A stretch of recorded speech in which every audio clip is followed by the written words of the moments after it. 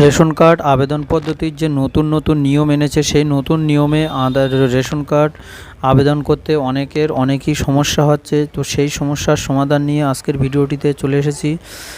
নতুন ration card 4 নম্বর form fill up করতে কি পদ্ধতি অবলম্বন করতে হবে, সমস্ত বিষয় নিয়ে আজকের ভিডিওটিতে আলোচনা করা হবে।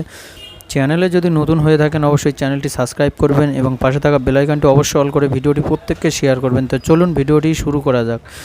তো আমাদের এই চ্যানেলে রেশন কার্ডের সমস্ত রকম ভিডিও দেওয়া হবে যত নতুন ফর্ম এসেছে।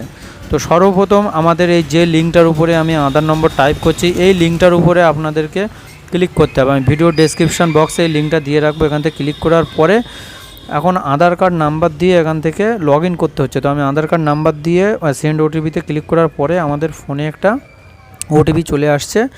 তো আমরা এখন ওটিপির ঘরে আমরা ওটিপিটা বসিয়ে দেব।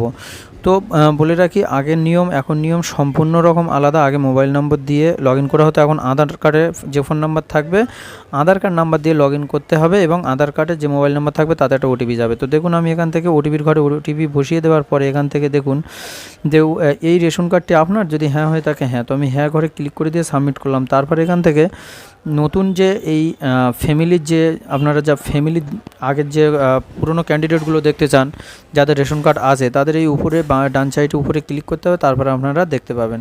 তো তারপর আমরা 4 নম্বর ফর্মে ফিল আপ করবো, ওই জন্য করে 4 নম্বর ঘরে ক্লিক করলাম। ক্লিক করার পরে নেক্সট অপশান এখানে ক্লিক করে দিলাম। তারপর ফের একবার এখান থেকে কনফার্ম হতে হবে, ফের এখান থেকে নেক্সট অপশানটা ক্লিক করতে হবে।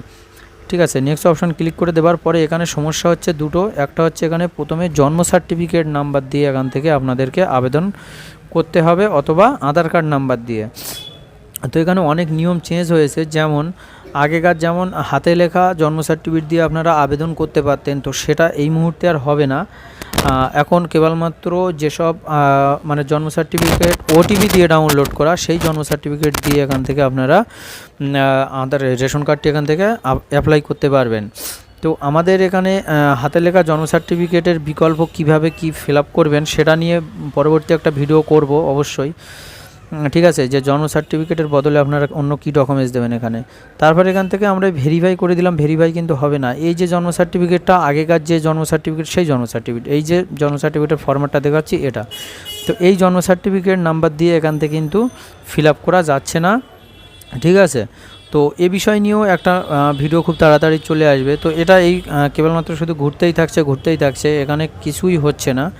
তো যাদের আধার কার্ড নাম্বার আছে, এখন আধার কার্ড নাম্বার দিয়েও আপনারা অ্যাপ্লাই করতে পারেন। তো এবার আধার কার্ড নাম্বারটা কাদের দিতে হবে, আধার কার্ড, তো যেসব জন্ম সার্টিফিকেটগুলো দিয়ে অ্যাপ্লাই করা যাচ্ছে না, পরবর্তী ভিডিও খুব তাড়াতাড়ি আসতে যাচ্ছে যে সেই সব যে জন্ম সার্টিফিকেট দিয়ে অ্যাপ্লাই করা যাচ্ছে না সেইগুলো দিয়ে কিভাবে আপনারা অ্যাপ্লাই করবেন। তো এখন দেখাবো আমরা যে জন্মমৃত্যু ওয়েবসাইট থেকে ডাউনলোড করা যে জন্ম সার্টিফিকেট, সেই জন্ম সার্টিফিকেট দিয়ে আপনারা কিভাবে একটি রেশন কার্ড নতুন 4 নম্বর আপনারা অ্যাপ্লাই করবেন।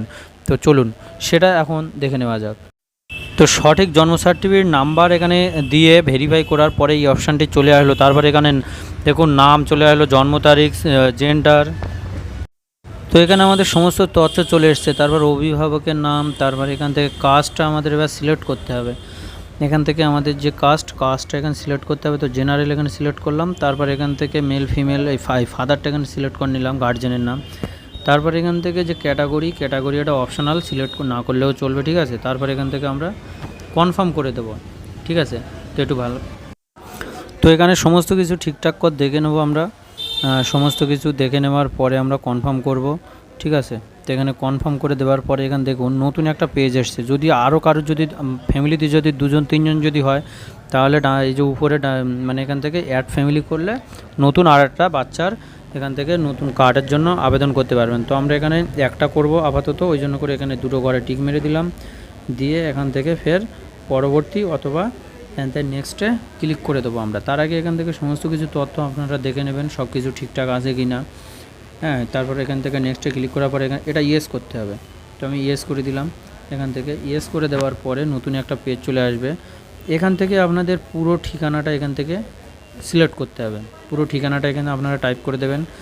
ঠিক আছে, তো গ্রামের জায়গায় গ্রাম, post office, panchayat, district, block, তারপর এখানে পোস্ট অফিস, এখানে পিন নাম্বার, সমস্ত কিছু, এটা থানা, থানাটা এখান থেকে জীবনতলা হবে। তো আমি এখান থেকে সিলেক্ট করে দিয়ে এখান থেকে এবারে নেক্সট অপশানে ক্লিক করব। তো নেক্সট অপশানে ক্লিক করে দেওয়ার পরে আরেকটা পেজ আসবে এখান থেকে, ঠিক আছে। এই পেজটা হচ্ছে ডিলিয়ারের নাম ঠিক আছে কিনা, তারপরে এখান থেকে আমরা নেক্সট করে দিলাম। তারপর এখান থেকে আমাদের যে এখান থেকে আমাদের ডকুমেন্টস আপলোড করতে হবে। তো এই ডকুমেন্টসটা 300 কেবির মধ্যে হতে হবে। তো আমরা এখান থেকে চুজ ফাইলের উপর ক্লিক করে দিলাম। ক্লিক করে দেওয়ার পরে আমাদের যে ডকুমেন্টসের যে পিডিএফটা যেখানে আসে সেখান থেকে আমরা ডকুমেন্টসের পিডিএফটার উপরে ক্লিক করে দেবো। দিয়ে এখান থেকে আগে চেক করে নেব এই ডকুমেন্টসটা কিনা। তো আমাদের ডকুমেন্টস এখানে সঠিক আছে। তো তারপর আমরা এখান থেকে যে সাবমিট অপশানে এখান থেকে ক্লিক করে দেবো। তো এখান থেকে আমরা এবারে সাবমিট অপশানে ক্লিক করে দিলাম। সাবমিট অপশানে এখানে ক্লিক করার সঙ্গে সঙ্গে আমাদের ফর্মটি সাবমিট হয়ে গিয়েছে। তো এবারে আমাদের এখান থেকে কাস্টমারকে এইভাবে আপনারা প্রিন্ট মেরে দেবেন, এখান থেকে প্রিন্ট করে দেবেন। তো আমরা এখান থেকে কাস্টমারকে এই যে রিসিপ্টটা আমরা এখান থেকে কন্ট্রোল পি মেরে এখান থেকে আমরা প্রিন্ট করে দেব। প্রিন্ট করে দেওয়ার পরে এবারে আমরা এখান থেকে স্ট্যাটাসটা কীভাবে দেখব, তো স্ট্যাটাসটা চলুন কীভাবে দেখব সেটা এবারে দেখে নেওয়া যাক। তো আমাদের এখান থেকে প্রিন্ট করা হয়ে গেলে আমরা এখানে যেটা করব, এই যে প্রিন্ট করলাম, তারপর এখান থেকে দেখুন যে সিটিজেন হোম বলে একটা অপশান আছে। তো আমরা এখান থেকে সিটিজেন হোমে ক্লিক করে দেবো।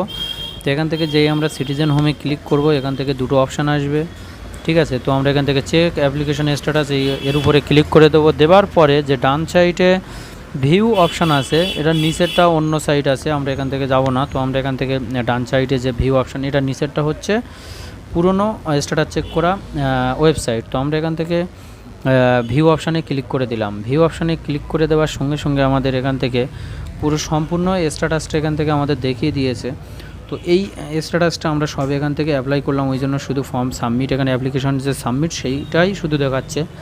তারপরে এখান থেকে ইন্সপেক্টর রিকমেন্ডেশন হবে, তারপরে অথরিটি মানে অ্যাপ্রুভ দেবে, তারপরে এখান থেকে কার্ড জেনারেট হবে। তো এখান থেকে কাস্টমারকে এটাও আপনারা প্রিন্ট দিয়ে দেবেন, ঠিক আছে। এখানে সমস্ত কিছু তথ্য আছে, যা যা তথ্য আপনারা দেখতে চান A to Z তথ্য এখানে আসে, আপনারা সমস্ত কিছু তথ্য আপনারা দেখে নেবেন, ঠিক আছে। তো তারপরে এখান থেকে এই প্রিন্টটা এখান থেকে প্রিন্ট মেরে আপনারা রিসিভ কপিটা কাস্টমারকে দিয়ে দেবেন, দিলে কমপ্লিট হয়ে যাবে।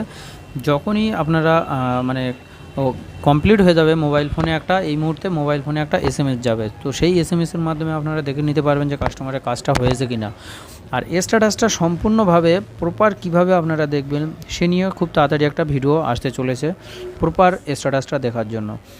তো এই ভিডিওটা যারা নতুন রেশন কার্ড অ্যাপ্লাই করতে যাদের অনেক সমস্যা হচ্ছে তাদের কাছে এই ভিডিওটা পাঠিয়ে দেবেন। প্রত্যেকের জন্য এই ভিডিওটা অত্যন্ত গুরুত্বপূর্ণ, ঠিক আছে। তো ভিডিও ভালো লাগলে অবশ্যই একটি লাইক দেবেন এবং আপনার মূল্যবান মতামতটা কমেন্ট বক্সে জানাবেন এবং বেশি বেশি করে ভিডিওটি শেয়ার করবেন। ভালো থাকবেন, সুস্থ থাকবেন।